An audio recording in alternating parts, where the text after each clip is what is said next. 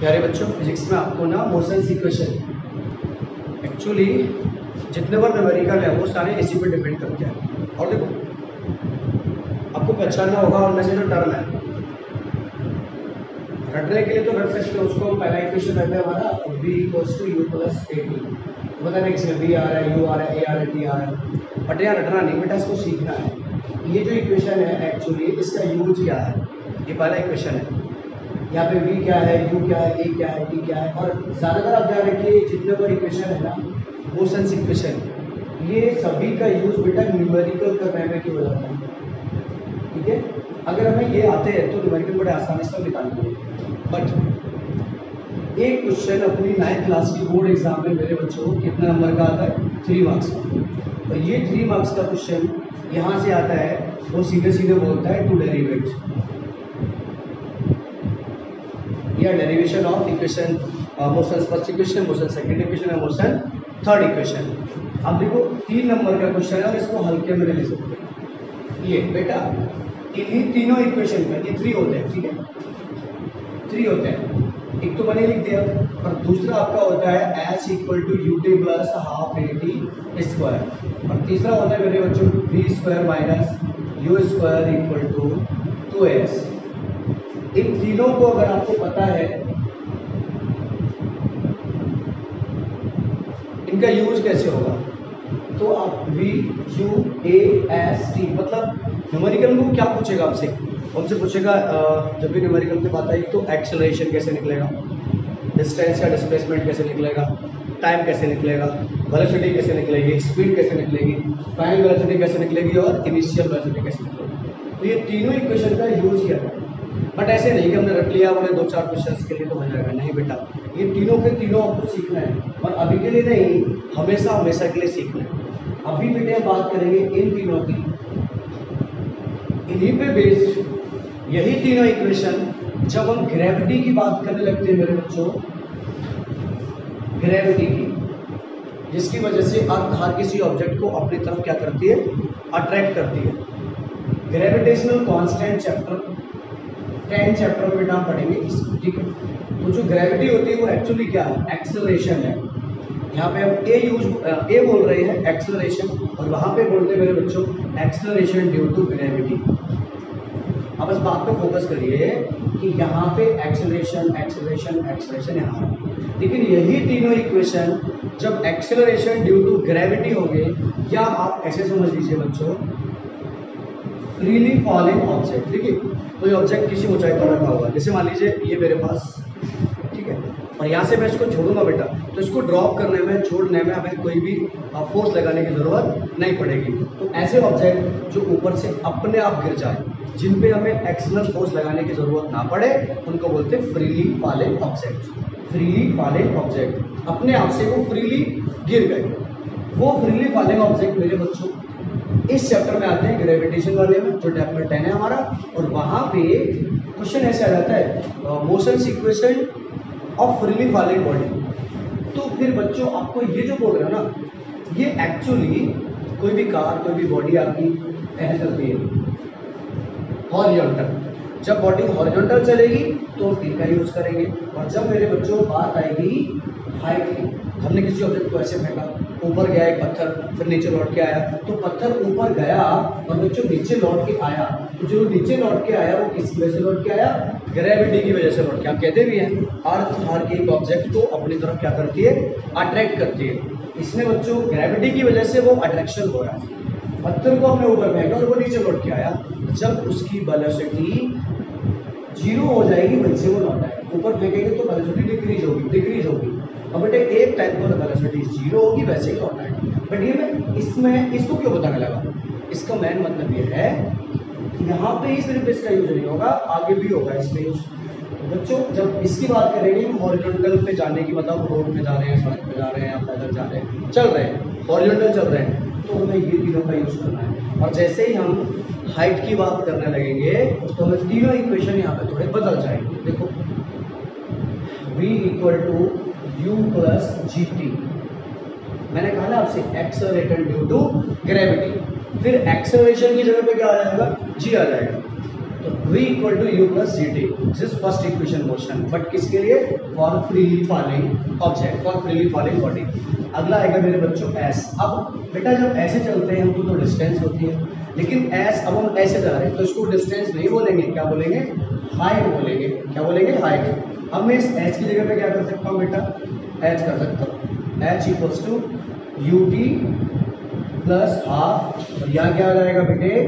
जी t square. तो second equation मेरा हो जाएगा h equal to u t plus half g t square, but for freely falling object. And next one v square minus u square का मेरे बच्चों हो जाएगा v square minus u square equal to 2gh।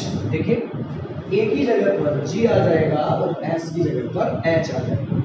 इसीलिए तीनों equation हो गए, ये फर्स्ट हो गया, ये सेकंड हो गया, ये थर्ड हो गया। But for freely falling body, कोई बॉडी ऊपर से अपने आप नीचे गिरता है या छत से कोई गिरता है या आपने कुछ फेंका और वो एक हाइट पे जाने के बाद वापस नीचे लौट के आएगा, मतलब फ्रीली फॉलिंग बॉडी है। ये तीनों इक्वेशन भी बेटे यहीं से आए, इसीलिए बहुत इंपॉर्टेंट हो जाते हैं कि numerical not only in motion chapter और इन 8th चैप्टर, वो सारे फिजिक्स के न्यूमेरिकल प्यारे बच्चों जो मोशन से रिलेटेड होंगे, इसमें स्पीड, टाइम, वेलोसिटी, एक्सेलरेशन ये सब दिया होगा, वो सब के सब हमें इनसे निकालना है। केवल 9th क्लास में नहीं बेटा, ये अपर क्लासेस में भी है, 11th 12th में भी इनका ही। अब हम यहाँ पे इनको सीखेंगे और जैसे ही यहाँ पे हम इनको सीखेंगे निकालना, उनका यूज करना, वैसे बेटा हम 10th चैप्टर में बेटा आसानी से निकाल सकते हैं, उसके लिए कुछ भी करने की जरूरत नहीं। 3 इक्वेशन होते हैं, हम यहाँ पे लिख सकते हैं there are 3 equation of motion. मैंने तीनों लिख दिए बेटा, हम यहाँ पे लिख सकते हैं देयर आर 3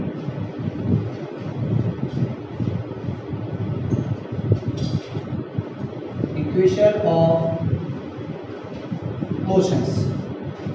ये क्या है बच्चों?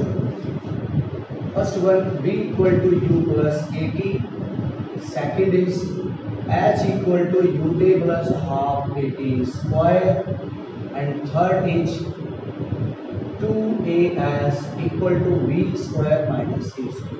बेटा न्यूमेरिकल निकालने के लिए ये हमें तीनों समझने पड़ेंगे। अब क्या होगा मेरे बच्चों, मैं डेरिवेशन कर रहा हूँ, ठीक है?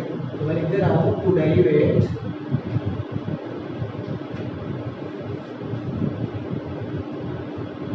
फर्स्ट इक्वेशन ऑफ मोशन, या बच्चों बोल सकते हैं इसको to derivate motions first equation, ठीक है? That is v equals to u plus a t. ये मेरे बच्चों मुझे डेरिवेट करना है, ये कहाँ से आता है? और जब भी बात डेरिवेशन की आएगी तो हमें क्या करना पड़ेगा? कोई एक बॉडी बेटा लेना पड़ेगा हमें, उस बॉडी की जो है ना इनिशियल और फाइनल स्पीड को हमें कंसीडर नहीं करना पड़ेगा मेरे बच्चों। देखिए उससे पहले एक और बात समझिए आप इसमें, एक्चुअली ये जो इक्वेशन है, कभी कभी क्वेश्चन ये आ जाता है फर्स्ट इक्वेशन ऑफ मोशन क्या एक्वायर कर रहे हैं उससे, उससे हमें क्या मिल रहा है? तो बेटा फर्स्ट इक्वेशन ऑफ मोशन से हमें एक्वायर हो रहा है फाइनल वेलोसिटी। रिलेशन किस किस के बीच में है? एक्सेलरेशन, टाइम और वेलोसिटी के बीच में। तो फर्स्ट इक्वेशन ऑफ मोशन का जो रिलेशन है, हम ऐसे कह सकते हैं बेटे, first equation of motion the relation shows the relations between velocity, acceleration and time by first equation of motion। या ऐसे कह सकते हैं first equation of motion shows the relationship between velocity, acceleration and time। और इस condition में बेटा हम क्या एक्वायर करते हैं? फाइनल वेलोसिटी एक्वायर करते हैं। तो जब भी इसको डेरिवेट करने जाएंगे तो 2-3 लाइन्स पे थ्योरी की जरूर लिखेंगे, वो क्या होगी? Let a body consider initial velocity। बेटा एक बॉडी जब चलेगा तो वो उसकी कोई ना कोई इनिशियल स्पीड जरूर होगी, initial velocity u and acceleration a।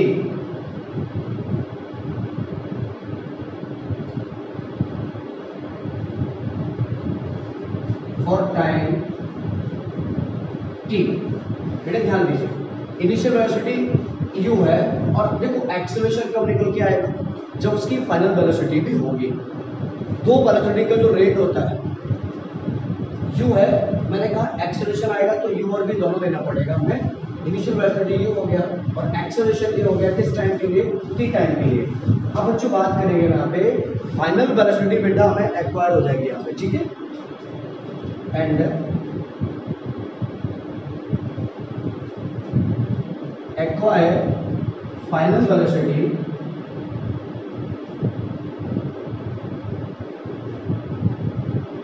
v।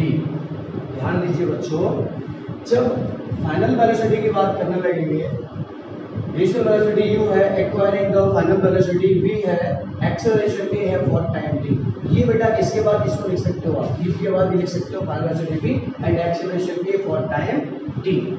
अब जब ये कंडीशन होगी, देखो एक बॉडी एक जगह से चलेगा और वो कहीं पे जाएगा तो क्या होगा, उसकी स्पीड में चेंज भी आएगा, कभी उसकी स्पीड घटेगी, कभी बढ़ेगी, कभी फिर घटेगी बढ़ेगी। तो बच्चों मैंने आपको बोला था कि जब स्पीड घटती है बढ़ती है और एक पर्टिकुलर टाइम में ऐसा होता है तो वहाँ पे एक टर्म निकल के आता है जिसको क्या बोलते हैं हम, एक्सेलरेशन बोलते हैं। यहाँ पे बोलूँगा बेटा मैं why the definition of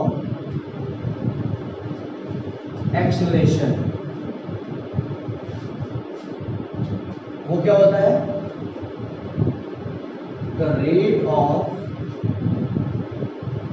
change of velocity, rate of change of velocity per unit time is called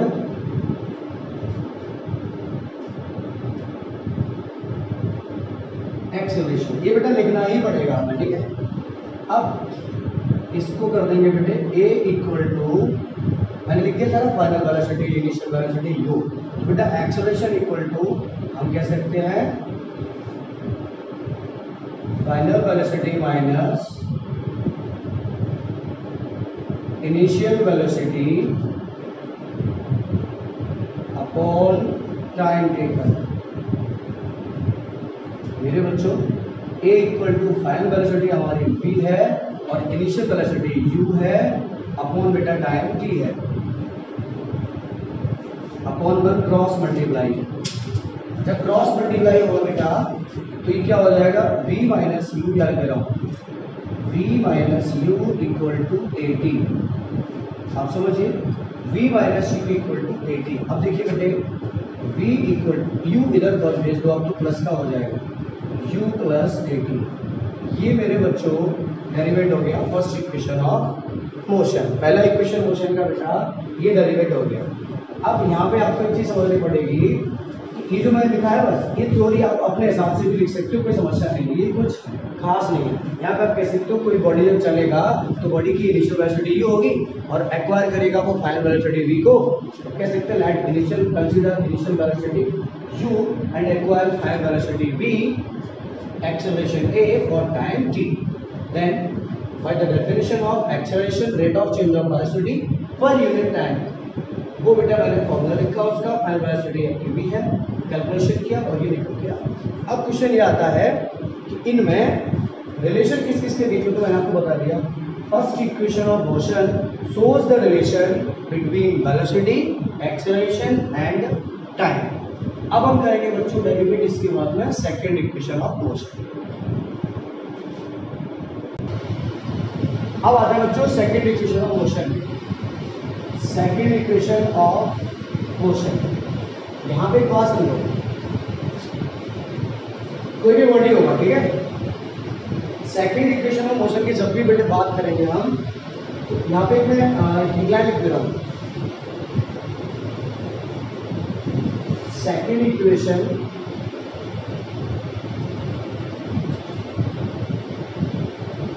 of uniformly, second equation of uniformly accelerated motion. ये बहुत जरूर ध्यान रखना, uniformly accelerated motion, equal distance cover and equal interval of time. Uniformly accelerated motion in a straight line।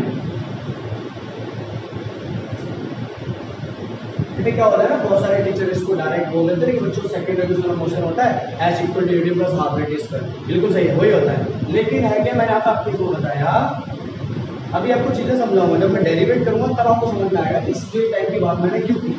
Uniformly accelerated motion, प्यारे बच्चों, accelerated motion, ठीक है, increase होगी स्पीड। यूनिफॉर्मली का मतलब है कंटिन्यू स्पीड इंक्रीज होती जाएगी, इसका मतलब यूनिफॉर्मली एक्सीलरेटेड मोशन का मतलब है स्पीड कंटिन्यूस इंक्रीज हो रही है। और ऐसा कब हो सकता है, जब कोई एक बॉडी कहाँ चल रहा होगा, स्ट्रेट लाइन पे चल रहा होगा, स्ट्रेट लाइन पे चल रहा होगा मेरे बच्चों। उसके लिए आपका सेकंड इक्वेशन ऑफ मोशन होता है s equal to u t plus half a t square, s equal to plus s equal to u t plus half a t square ये। और ये इसके बीच में रिलेशनशिप दिखा रहा है, distance, time, acceleration and velocity. अब यहाँ पे बच्चों फाइनल वेलोसिटी नहीं है, लेकिन वेलोसिटी तो है ना। क्यों, कोई भी बॉडी जब चलेगा और चलेगा तो कुछ टाइम के बाद में क्या करेगा मेरे बच्चों, जब वो एस डिस्टेंस कवर कर लेगा, अभी यहाँ फाइनल वेलोसिटी नहीं है, लेकिन जब एक बॉडी चल रहा है और चलता रहेगा, एक टाइम क्या आएगा, वो भी रुकेगा, और रुकेगा तो उसकी फाइनल वेलोसिटी क्या हो जाएगी, जीरो। और जब फाइनल वेलोसिटी जीरो हो जाएगी तो उसमें हम मेंशन करेंगे यहाँ पर after covering a distance S, उसकी फाइनल वेलोसिटी क्या हो जाएगी, v हो जाएगी। चलिए देखिए, एक बॉडी चल रहा है बेटा, यहाँ पर मैं क्या लिखूंगा फिर से, let us consider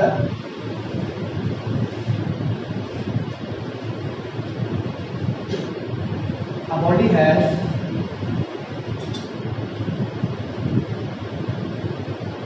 initial velocity u, initial velocity u and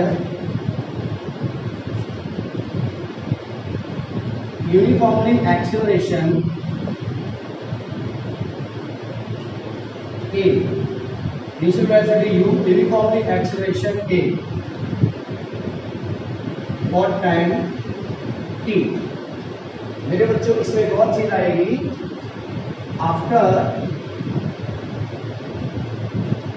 and final velocity v after covering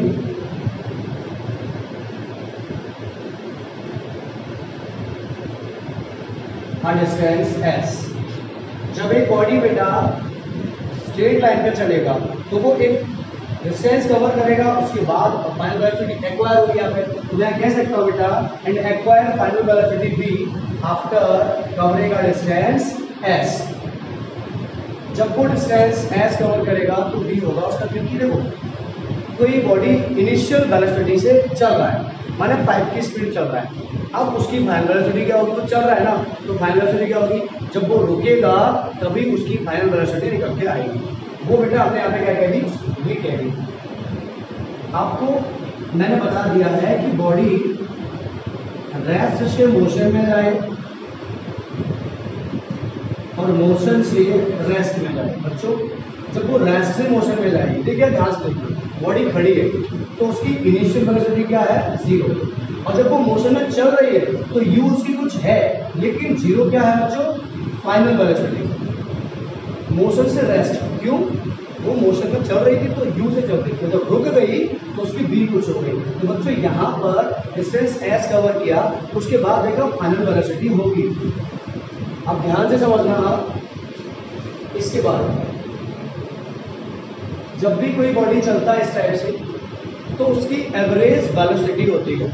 क्यों, यहाँ पे u भी होगा और वहाँ पे बेटा v भी होगा, ठीक है, u भी होगा और v भी होगा। तो यहाँ पे लिखूंगा now distance travel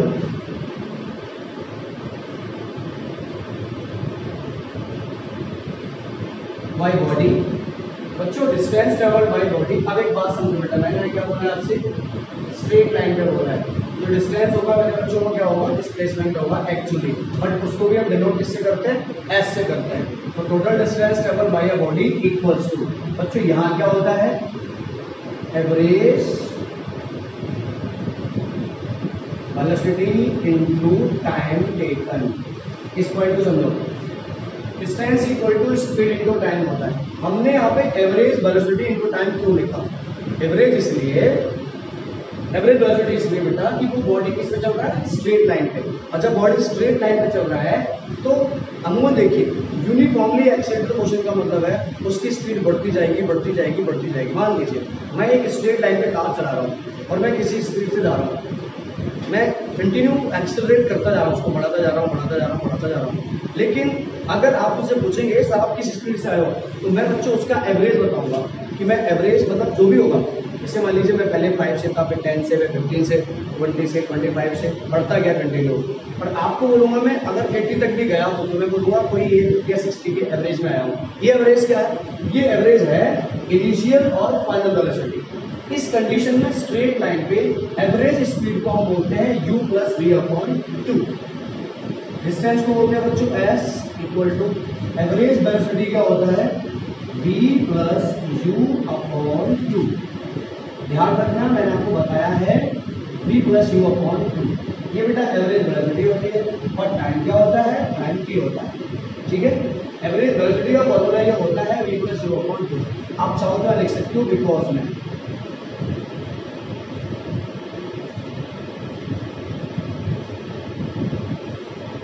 v plus u upon 2। ठीक है, अब देखो यहाँ पे हम जो v प्लस u अपॉन 2 है इसको आगे बढ़ाता हूँ मैं s इक्वल टू बेटे v की जगह पे मैं इक्वेशन फर्स्ट का यूज कर रहा हूँ। आप ध्यान से समझिए इक्वेशन फर्स्ट हमारा ये है, तो जहाँ v है बेटा यहाँ पे मैं क्या रख सकता हूँ u प्लस 18 क्यों रख सकता हूँ क्योंकि मैंने फर्स्ट इक्वेशन को डेरिवेट कर लिया। तो s equals to v plus u, v मतलब u प्लस 18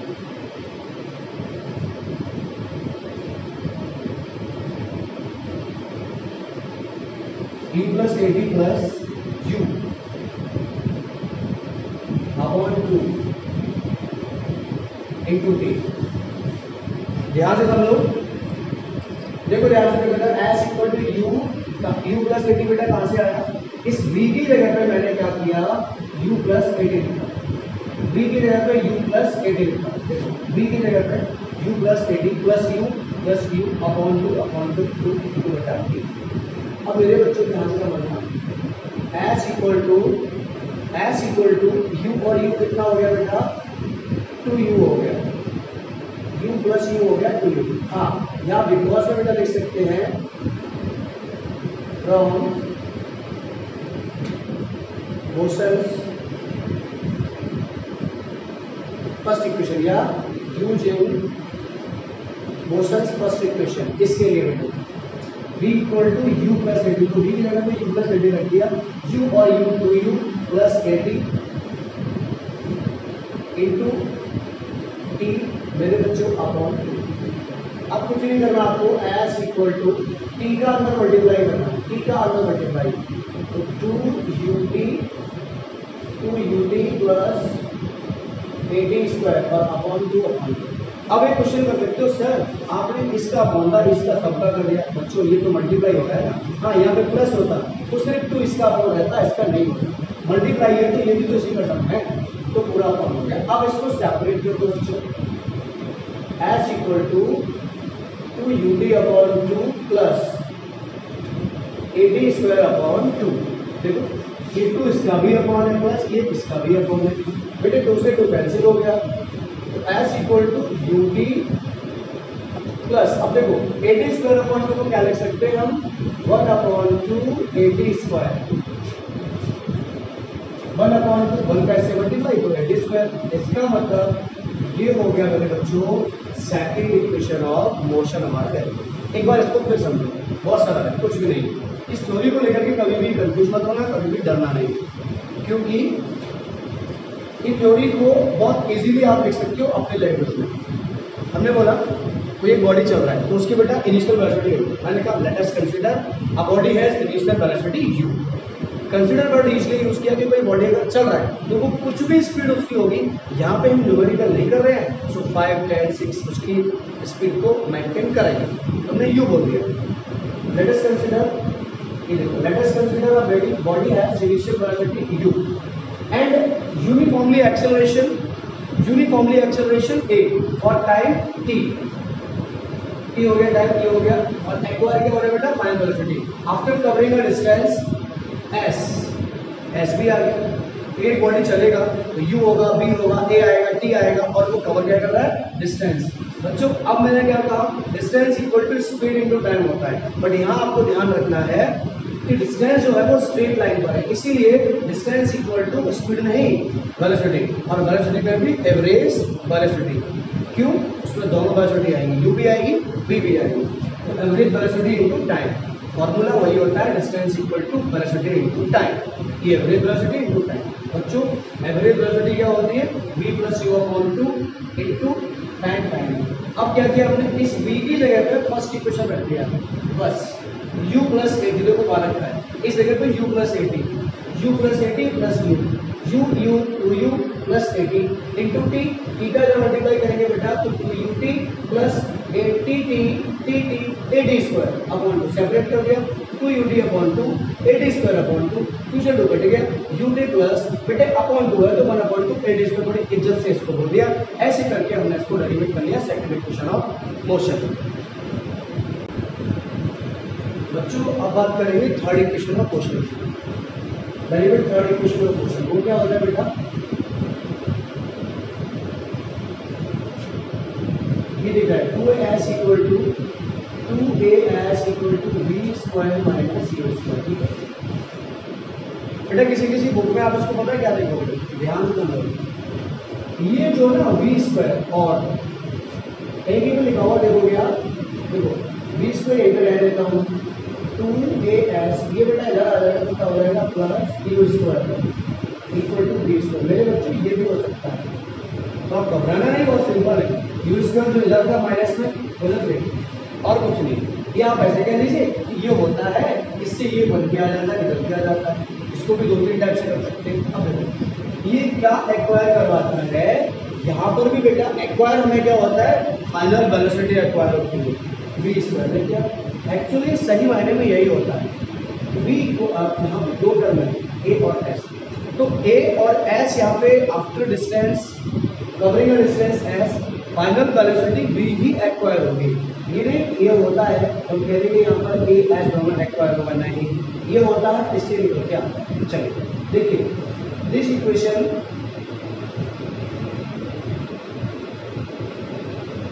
ये वाला थर्ड बेटा, it's the relationship between final velocity, initial velocity, acceleration and distance, ये हम बोल सकते हैं, लेकिन from this equation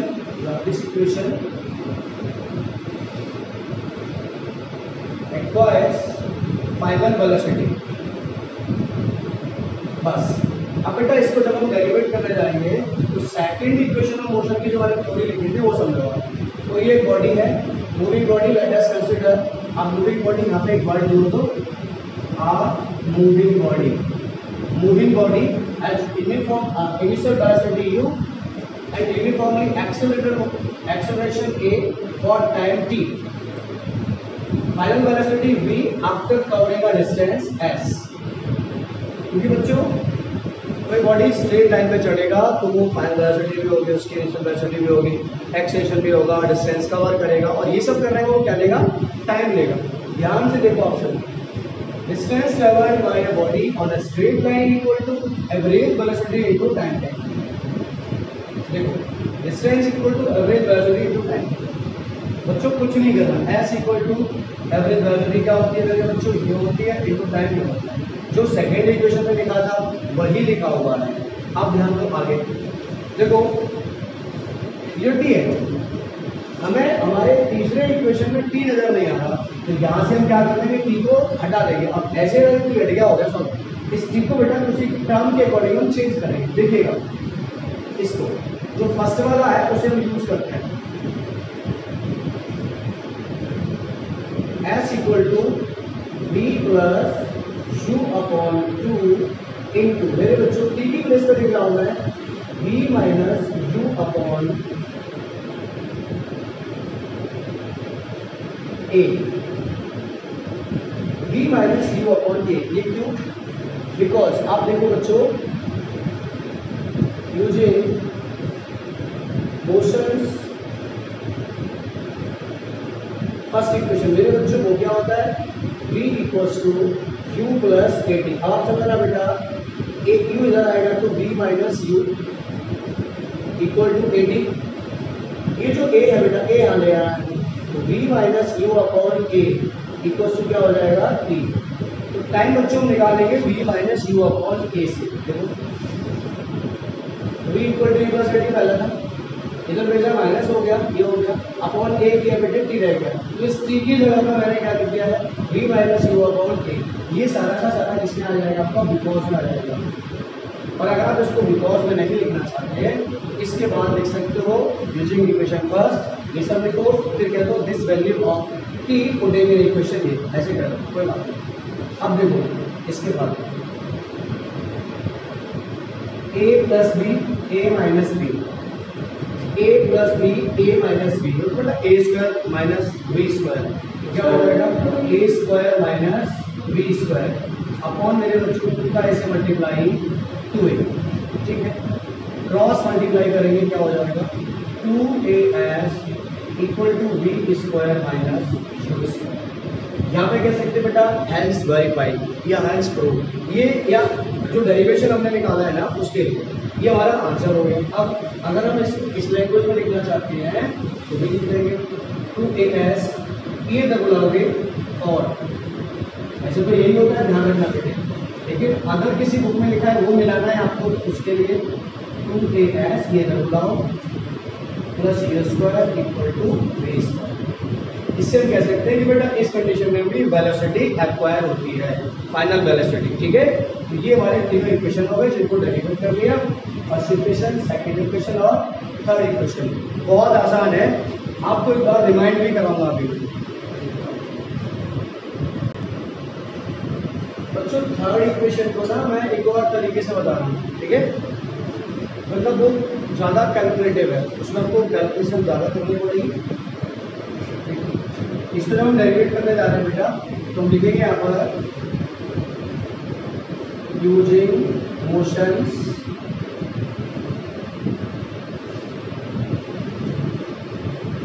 first equation. ये मैथमेटिक्स की कैलकुलेशन ज़्यादा है, उसको आपको यूज इसमें करना है बेटे। वो क्या होती है, v equals to u plus a d. आप सभी कॉन्सेंट्रेट करिए, यानी कि यूजिंग मोशंस फर्स्ट इक्वेशन। अब आपको पता है आपने ये निकाल लिया, इसका यूज करके सेकंड निकाल सकते हो और सेकंड का यूज करके थर्ड निकाल सकते हो, बहुत आसान है। v equal to u plus a d. अब देखो मैं क्या कर रहा हूँ, स्क्वायर ऑन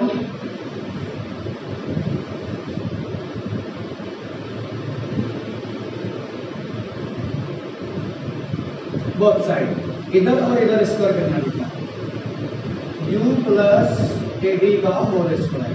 देखिए स्क्वायर ऑन बोथ साइड, इधर भी स्क्वायर कर दिया, इधर भी स्क्वायर कर दिया, क्या होगा, बी स्क्वायर। बेटे इसका होल स्क्वायर बोलना है, तो a square plus b square plus 2 a b. देखिए a square plus b square, तो a square d square plus 2 a b, a b. अब क्या होगा बेटा, इक्वल्स टू, ध्यान से समझना, यू स्क्वायर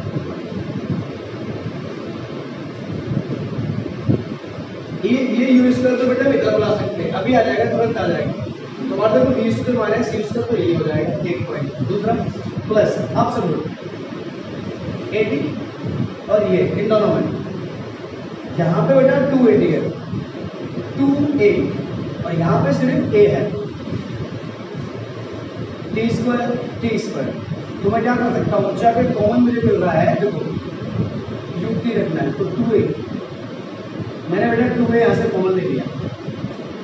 अब 2a यहाँ से तो आ गया बेटा, यहाँ पे तो 2a है ही नहीं, समझो ध्यान से, a स्क्वायर 2a स्क्वायर में से जब हम 2 बाहर निकालेंगे, यहाँ से 2 बाहर निकालेंगे तो कब निकाल सकते हैं, जब इसका अपॉन में 2 कर देंगे, क्यों, 2 कैंसिल, ए स्क्वायर टी स्क्वायर तो रह गया।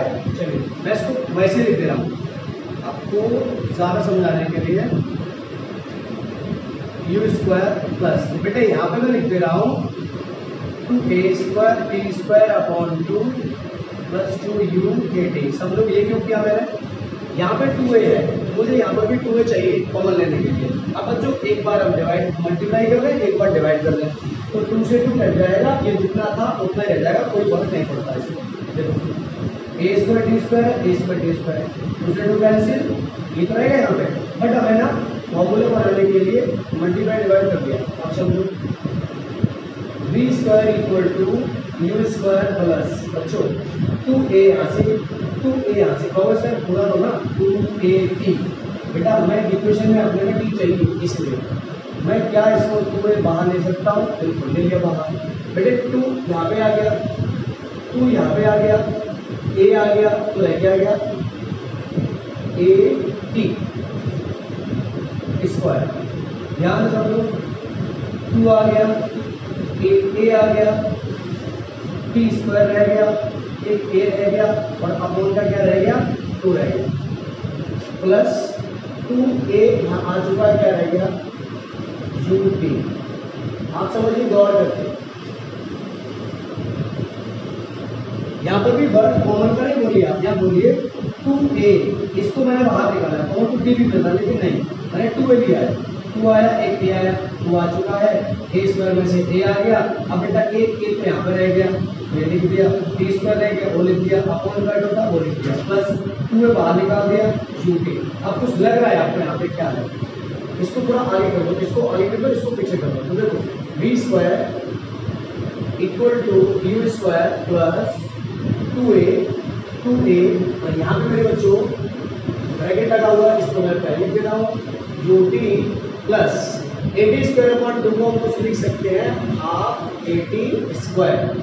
अब v square equal to u square plus 2a into इसकी पूरे की जगह पर मैं सेकंड का यूज कर सकता हूँ बच्चों, और सेकंड में मेरे में क्या है 80 plus half 80 square, sorry ut प्लस हाफ 80 स्क्वायर की जगह पर मैं क्या रख सकता हूँ s, इस जगह पे क्या आ सकता है मेरे बच्चों s आ सकता है। देखो हो गया v square equal to u square plus 2as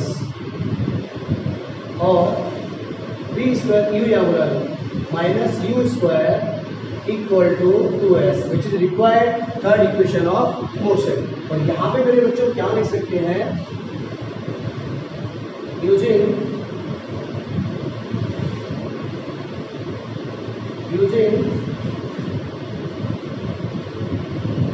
second equation of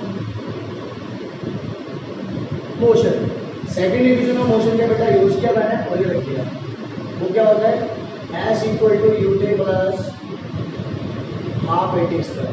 बस आपको इस टाइप से करना है इसको, लेकिन जो पहले वाला है आपका वो थोड़ा सा इससे इजी है, ये कैलकुलेटिव है, मैथमेटिकल का इसमें ज़्यादा आपको यूज करना पड़ेगा, लेकिन सरल ऐसा नहीं है कि आपको समझ में नहीं आ रहा होगा, ये भी इजी होता है। इसका एक और तरीका होता है, आप डायरेक्ट इस सेकेंड इक्वेशन को रखोगे, सेकेंड इक्वेशन को, और बच्चों t की जगह पे उसका वैल्यू पुट कर दो और s मैं बोल दो डायरेक्ट, जैसे मैंने अभी यहाँ पर का यूज किया, स्क्वायर किया दोनों तरफ, तो इसकी फॉर्म ले आया, मैंने ये बना दिया। अब देखिए अगर बेटे मैं इसका सेकेंड लिखा s इक्वल टू ut प्लस हाफ 80 स्क्वायर, अब देखना ध्यान से, मैं यहाँ पे t की जगह पे और चेंज करके लिखता बेटा s इक्वल टू ये आपका u है इंटू t को लिखता मैं v minus u upon k लिखता ना, अभी मैंने बताया था आपको, ये देखो v minus u upon a equal to t, यहाँ से t निकल आएगा, तो t के जगह हम ले रखते plus half a into t का बेटे क्या हो जाता है v minus u upon k का स्क्वायर। अगर आप डायरेक्ट सेकेंड का यूज करके करते तो अब देखो t मैंने बता दिया इस पूरे इक्वेशन में से, हमारा v a s में निकल आएगा, कैसे s इक्वल टू मेरे बच्चों इसका इससे multiply u b minus u square upon a plus 1/2। अब ध्यान देना ए माइनस बी का whole square bracket a square plus b square minus 2ab upon बेटे ए स्क्वायर, इसका भी तो स्क्वायर होगा, हो गया। अब देखो ये ए स्क्वायर है, ये है, इससे ये कैंसिल हो गया। अब क्या करेंगे, अब करेंगे s equal to u b minus u square upon a plus 1/2 a bracket में b square plus u square minus 2u_b, ठीक है। अब देखो ये तो हमारा इसका है, इसको मैं अलग कर दे रहा हूँ, मैं सेकेंड का यूज करके आपको समझा रहा हूँ। बेटा ये जो मेरे पास स्पेस है यहाँ लिख दे रहा हूँ इस बात को, ठीक है। अब देखो इसको यहाँ लिख दे रहा हूँ, ये जो है ना मेरे बच्चों, इसका जब अंदर मल्टीप्लाई करेंगे, 1 का अंदर मल्टीप्लाई करेंगे तो क्या लिख सकते हैं इसको, देखो s equal to u b minus u square upon a plus, अब देखो ये हो जाएगा b square plus u square minus 2u_b upon 2a, 1 का इससे मल्टीप्लाई कर दिया अपॉन 2a। बेटा यहाँ पे एलसीएम कितना हो गया हमारा, 2a हो गया एलसीएम, ए से ए कैंसिल, 2 का इधर करेंगे तो क्या हो जाएगा 2u_b minus 2u square plus 2a से 2a cancel 1, 2b square plus u square minus 2u_b। मेरे बच्चों ये माइनस का ये प्लस का विदा हो गया। अब s तो ये है, देखो u स्क्वायर और ये 2u स्क्वायर, तो माइनस के 2u स्क्वायर में से एक u स्क्वायर लगाया तो माइनस का u स्क्वायर बचा।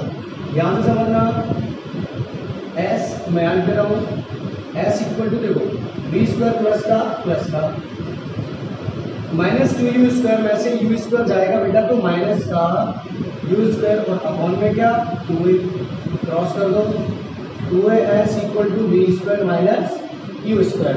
तो ऐसे करके भी हम इसको प्रूव कर सकते हैं, बट ये किसी भी नहीं बनाते, ध्यान दो मैंने यहाँ से इसको लिखा है और ये डेरिवेट करता हुआ मैं यहाँ पे ये कर दिया मैंने तीसरा तरीका इसका बताया आपको कि सेकेंड का आप यूज करो, सेकेंड का, और टी की जगह पे सिर्फ वैल्यू पुट कर दो v माइनस यू अपॉन ए, और सिर्फ कैलकुलेशन करना है आपको, बट इसमें और ज़्यादा ध्यान रखना पड़ता है। मतलब थर्ड इक्वेशन ऑफ मोशन का जो पहला तरीका मैंने बताया वो सबसे सरल, उससे थोड़ा सा कैलकुलेटिव ये वाला तरीका, और उससे भी ज़्यादा कैलकुलेटिव ये वाला तरीका। तो ये आपके तीनों इक्वेशन मैंने डेरिवेट कर दिए, जिससे आपका मन करे, जिससे आपको लगे मुझे डेरिवेट करना, जिस तरीके से कर देना, ये सिंपल वे में।